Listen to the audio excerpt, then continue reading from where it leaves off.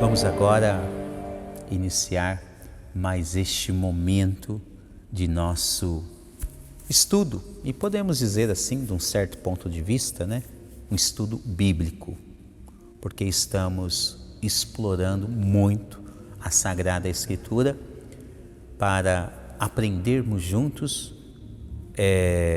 sobre aquele aspecto magnífico que diz respeito à encarnação do Filho de Deus e o seu nascimento.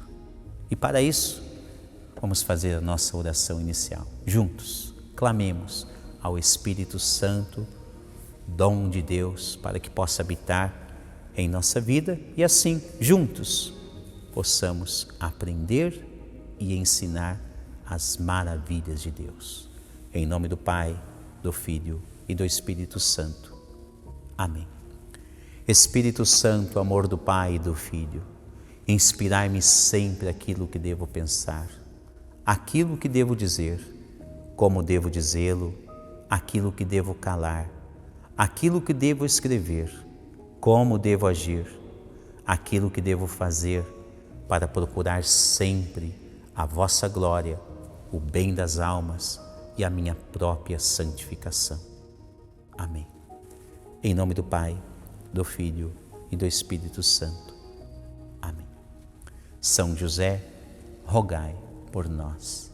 Nossa Senhora Aparecida, rogai por nós.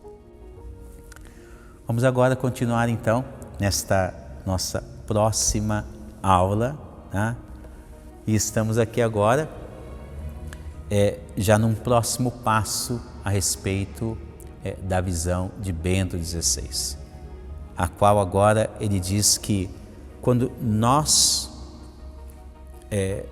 passamos a observar o contexto o qual São Paulo escreve a comunidade de Colossas, a comunidade dos Colossenses, ele diz que ali então o conceito de primogenitura ele é ainda mais ampliado do que nós podemos imaginar.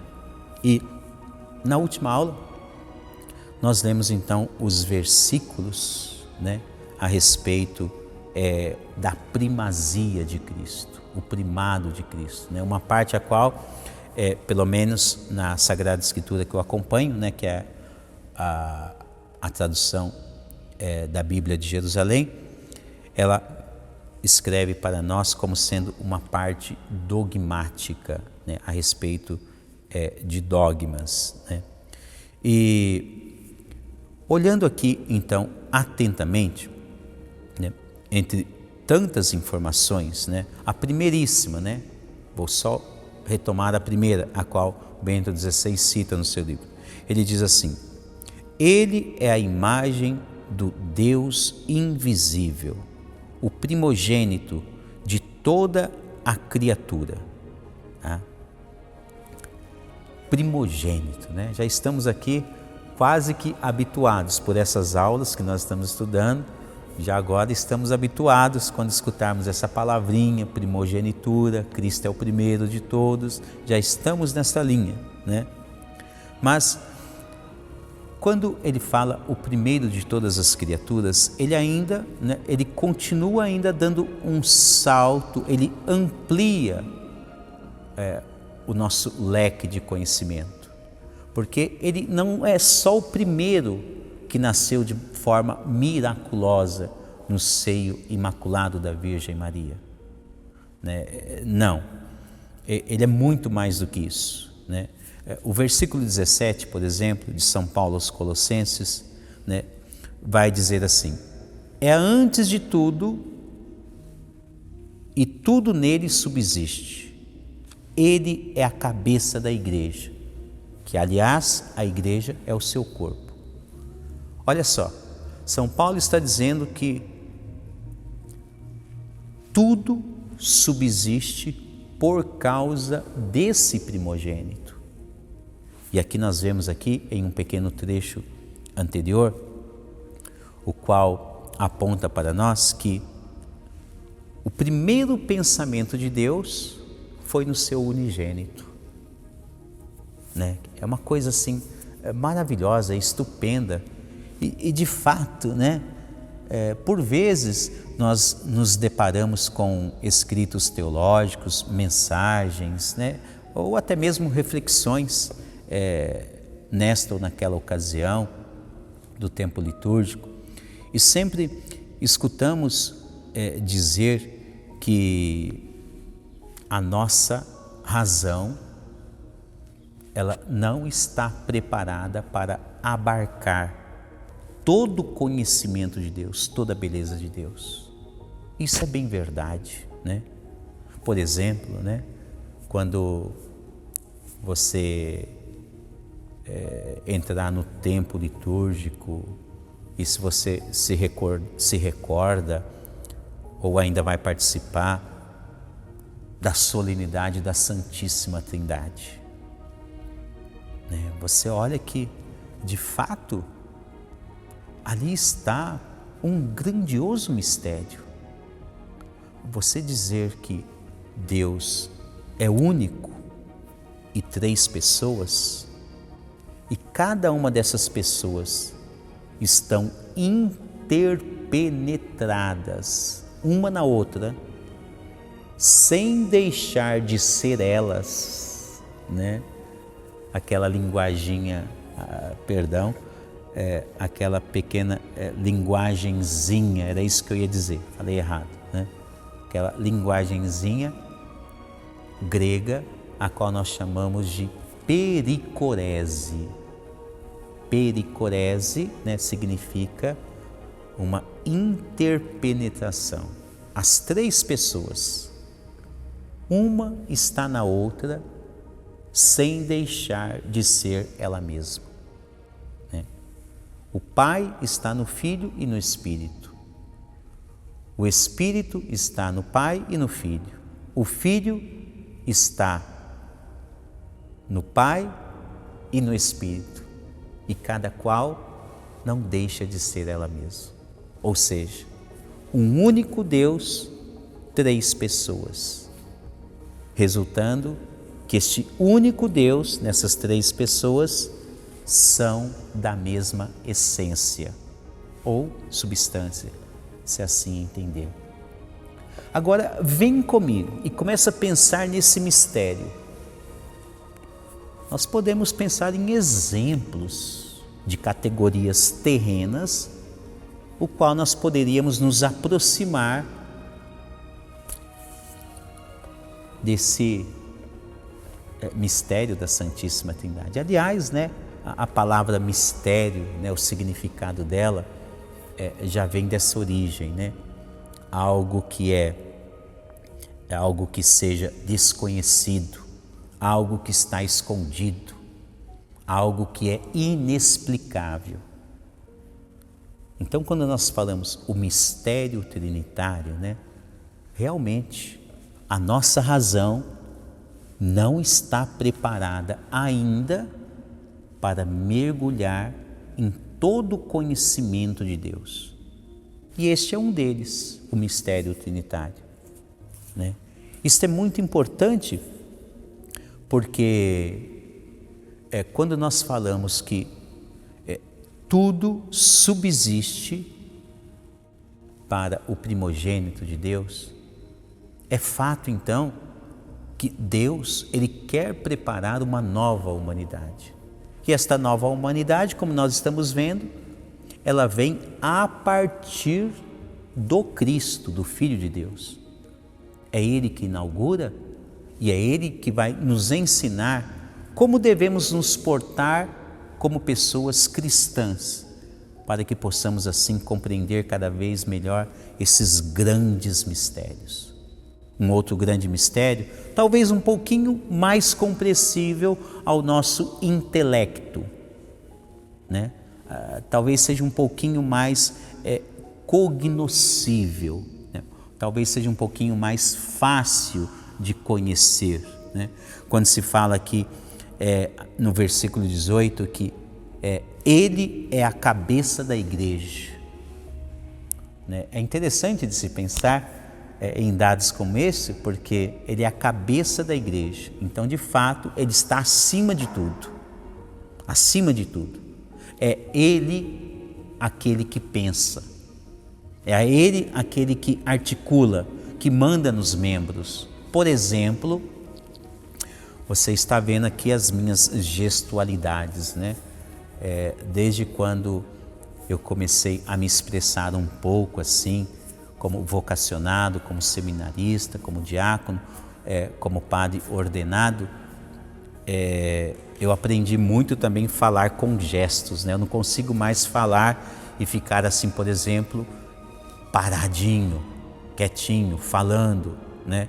Eu preciso, eu tenho essa necessidade de mexer para cá, de mexer para lá, de vir para cá, de olhar, de movimentar meu corpo, né? Aliás, se você já participou de missa que eu celebrei, né? Algumas missas que eu celebro, né? Eu sempre, na hora da reflexão, eu olho para cá, eu olho para cá, eu olho para lá, por vezes eu me viro, né? Eu preciso ter esse movimento corporal, né? Significando o quê, né? A minha cabeça é que me manda eu fazer tudo isso, para que dê certo o meu raciocínio, para que funcione, né? Então, a minha cabeça aqui, ela manda na minha mão, obviamente, nas duas mãos. Então, eu faço isso, é a cabeça que mandou, né? Se eu me abaixar, é a cabeça que mandou eu me abaixar, né? Se eu coçar a minha cabeça, se eu coçar a minha costa, né? Se eu me abaixar aqui, pegar na minha perna, aqui dessa forma, e puxar para cá, é até bom que já faça um exercício, né? Então, se eu fizer tudo isso, né? Se eu quiser me sentar agora, de onde vem esta ordem? Não é de outro lugar, senão da cabeça. Olha só que informação interessantíssima, né? Ele é a cabeça, ou seja, Cristo é a cabeça da igreja. A igreja quem que é? Está dizendo, né? A igreja é o corpo, é o seu corpo. Então, se você é uma pessoa cristã, autêntica, genuína, Padre do céu, que negócio é esse? Autêntica, genuína? Tem cristão que eu poderia dizer assim, né? Como diz o linguajar por aí afora, né? Mas a gente não pode ficar falando muito isso, né? Falso, né? Não vamos dizer do paraguaio, né? Nós utilizamos muito isso, né? Mas vamos riscar isso, essa informação, né? Padres, o senhor poderia dizer então que pode ser que tenha cristão falso? Pode, em vários aspectos. Um deles é aquele onde São João, em uma de suas cartas, né, quando ele traz uma informação para nós, que infelizmente muitos que pareciam ser cristãos, ele diz, saíram do meio de nós, mas não eram os nossos. Ou seja, né, pessoas infiltradas, né? Olha, isso daqui dava um outro campo de ensinamento, né, interessantíssimo. Pessoas infiltradas, né, que parecem ser cristãs, mas no fundo não é. Esta informação que eu estou oferecendo para você, depois eu vou dar uma olhadinha aqui para ter o local certo dela e te passo, né? É uma leitura que nós fazemos ali na vigília de Natal, né, quando se fala sobre o anticristo, né, é uma das cartas joaninas, tá? Não vou folhear aqui agora não, para não ficar procurando, mas eu te passo já a informação dela rapidamente. Se não conseguir nessa aula, na próxima aula eu te passo. Mas somada a essa informação joanina, eu estou aqui me recordando também de um discurso do Papa Paulo VI, né, São Paulo VI, o qual, um discurso lá pós-conciliar, né? O Concílio Vaticano foi de 62 a 65, um discurso pós-conciliar, quando depois ele mesmo fala sobre o culto à Virgem Maria, né? Ele escreve a Mariales Cultos, mas depois, num outro discurso, ele fala a respeito do desenvolvimento da Igreja de Cristo, né? Que somos nós, o corpo de Cristo, mas ele fala também claramente, ele diz: eu temo que a fumaça de Satanás entrou no interior da igreja. São Paulo VI fala isso. Vou trazer essa informação para você. Tá? Por que eu estou dizendo isso? Né? Porque é importante a respeito, né, daquela menção que eu fiz, né? Que eu perguntei, né? Se você é um cristão autêntico, genuíno, né? Autêntico, genuíno, então você deve ser um cristão guiado pela cabeça. Quem é a cabeça da igreja? Estamos estudando. A cabeça é Cristo, é o primogênito de toda criatura. Nele tem toda a sabedoria. Então, se a cabeça pede para a igreja fazer algo, ela tem que fazer. Se a cabeça pede para os cristãos, para os seus filhos fazerem algo, né, os filhos que são o corpo têm que fazer. Não tem como, a minha cabeça, não tem como, a minha cabeça falar algo, mandar uma mensagem para minha mão, ficaria até engraçado, né? Ficaria até interessante de se ver isso. Isso você vê muito em desenho animado. De repente eu mandar uma informação para minha mão, que eu quero que ela pegue essa caneta, né? E aí de repente a minha caneta, a minha mão com vida própria, né? De repente, se ela tivesse um olhinho aqui, virar para minha cabeça e fizer assim, não vou fazer. Ficaria até engraçado. Talvez em desenho animado você veja isso, mas numa vida sã, saudável, você não vê. Isso é muito importante. Por quê? Porque aqueles que são autênticos, agora talvez você esteja compreendendo melhor quando o padre fala, né? Se você é um cristão autêntico, se você é um cristão genuíno da fé cristã, então o que acontece com você? A cabeça manda a informação e você faz, você executa, você pega a caneta. Mandei a informação para minha mão para ela pegar essa caneta, então ela pegou. Ela não desobedece.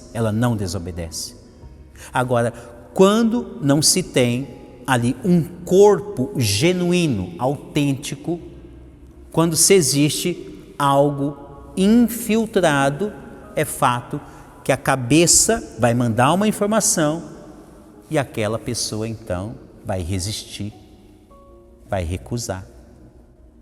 Talvez porque não faz parte do corpo místico de Cristo. Está vendo como é importante nós estudarmos juntos a Sagrada Escritura?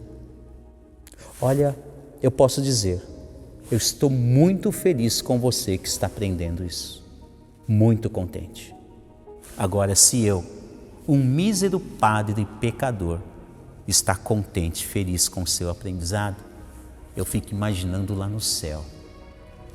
Deus, Virgem Maria, São José, os santos e anjos, a grande felicidade que eles estão em saber que filhos e filhas como vocês estão se dedicando a aprenderem mais sobre a fé cristã. Vamos aprender um pouquinho mais sobre esse contexto de São Paulo aos Colossenses. Mas, como o nosso tempo urge, nós vamos estudar um pouquinho mais na nossa próxima aula. E olha, digo para vocês, aproveita o ensejo, tá? Se você está gostando desse curso, por favor, nos ajude a evangelizar, a ensinar as pessoas que precisam. Divulgue esse curso, seja no interior da sua casa, seja para os seus amigos, nas suas comunidades, a quais você participa, seja no seu trabalho, enfim, divulgue este curso nas suas redes sociais, tá bom? E aí você vai estar ajudando a evangelizar. Até a próxima aula, se Deus quiser. Em nome do Pai, do Filho e do Espírito Santo. Amém.